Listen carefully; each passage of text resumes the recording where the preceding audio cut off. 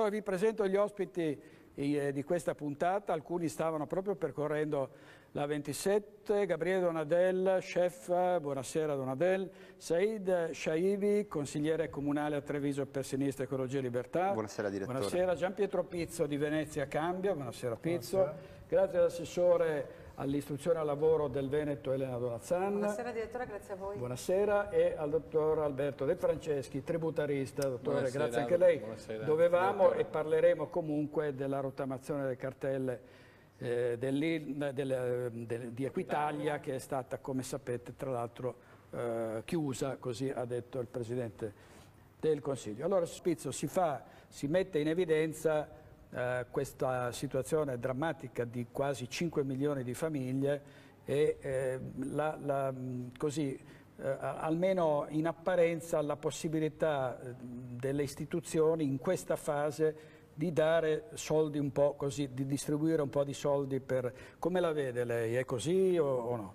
Ma io penso che ci sia un dato, innanzitutto, che il livello di povertà diffuso sicuramente rende fragile le nostre comunità, rende fragile il nostro territorio, e quando si ha una situazione di questo tipo non è automatico, perché non sto dicendo la criminalità c'è sempre stata e purtroppo continuerà ad esserci, e rispetto a questo ci deve essere anche una capacità vera, forte di entrare e di dare risposte dal punto di vista, diciamo, sul piano proprio della sicurezza. Però io penso che la fragilità vada risolta sul piano proprio del riconoscere laddove le persone sono lasciate sole.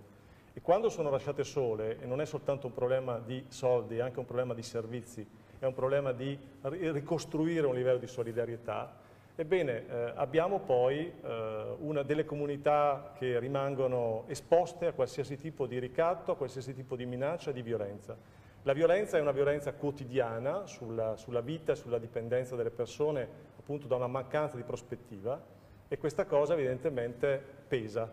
Io penso che il ragionamento che andrebbe fatto, al di là degli slogan elettorali, è andare a vedere cosa succede nei territori, perché altrimenti monopolizzare sul piano mediatico dicendo che appunto sono manovre espansive, che danno spazio, eccetera, la gente non ci crede più, giustamente non ci crede più, perché siamo entrati ormai, dal 2008 ad oggi, siamo entrati nel 9° anno di crisi consecutiva, e questo credo non lasci più spazio a facili populismi e a facili demagogie. Allora,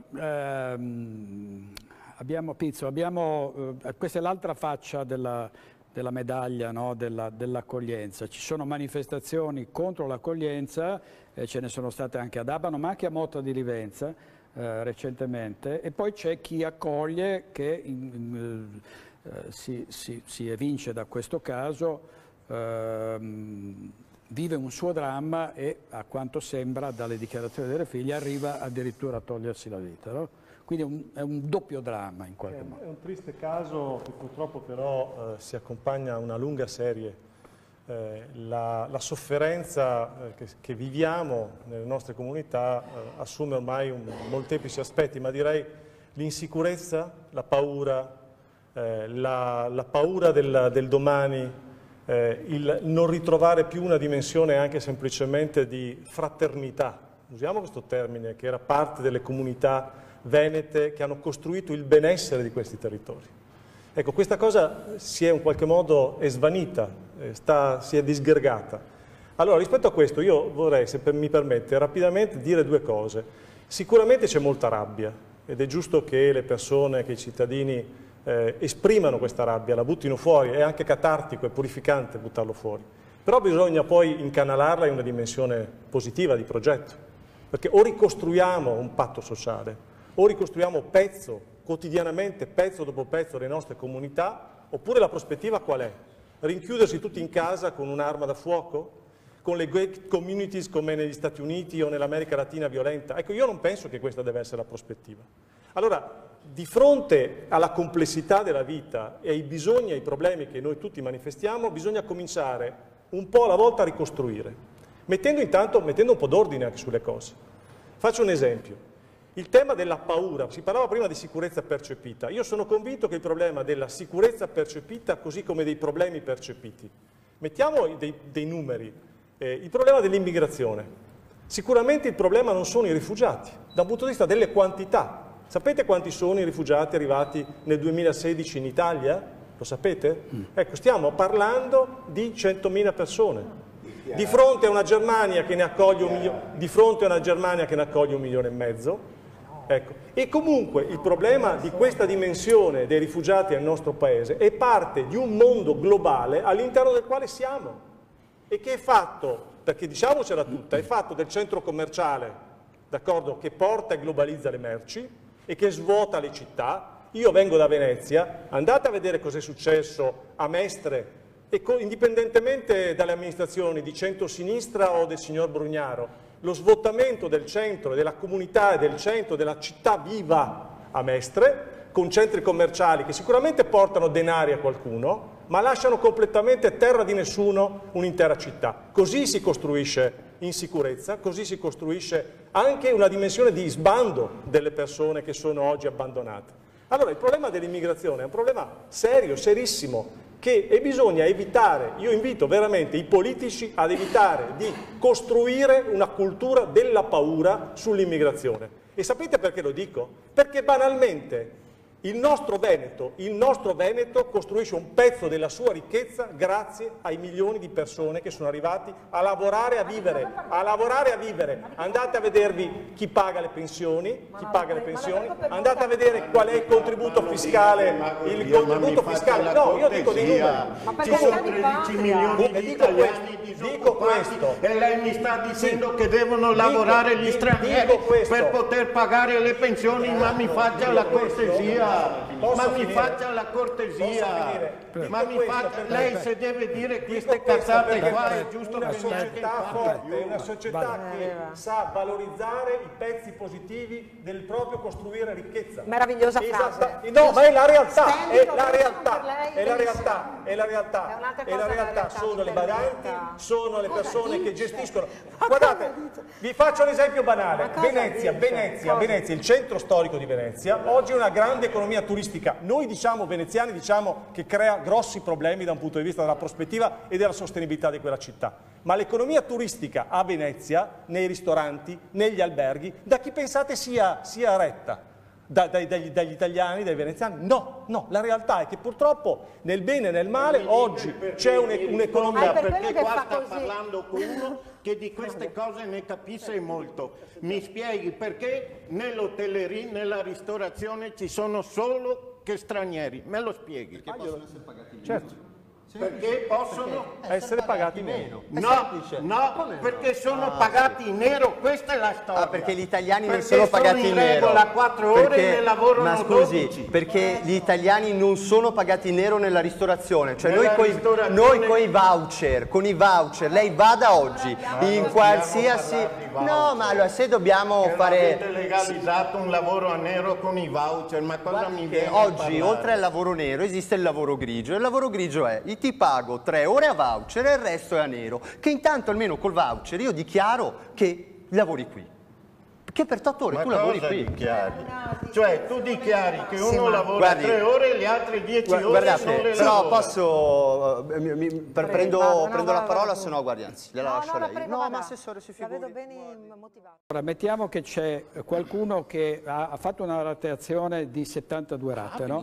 E lì ne mancano 30, no? Salva il deficit, salva la differenza. In quante rate? Una sola salda, rata. fine discussione. Non è in 3 rate distribuite su 2 anni. Ma questo, guardi, no. allora, ritorno allo schemino di prima. Bisogna ragionare che chi fa le manovre finanziarie purtroppo veramente fa la finanza dopata e intendo drogata. Io non posso, perché ho l'Europa che mi sta sul collo, perché ho tutta una serie di problemi, mi mancano 4 miliardi e ci sgnacco le cartelle, per pareggiare il bilancio. Non posso farla perché sta gente qui non ha i soldi. Ma certo che è d'accordo, guardi, e deve essere anche d'accordo che è una vergogna che chi ha votato un condono all'elusione fiscale, che è un reato, ok?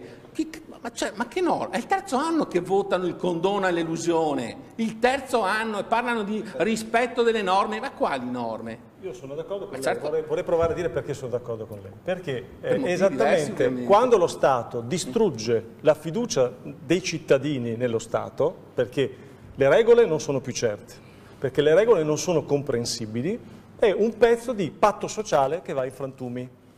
Però, allora, bisogna riuscire a dirle tutte le cose, perché noi non possiamo passare da una logica giustizialista a una logica buonista. La regola è la regola. E qual è la regola? Allora, la regola non è cattiva o buona. E voglio riprendere il suo argomento. Lei diceva prima, io faccio delle prigioni, metto i delinquenti dentro e butto via le chiavi. Il nostro paese è stato un grande paese, è un grande paese, perché ha prodotto una grande cultura, anche sul piano giuridico e dei diritti.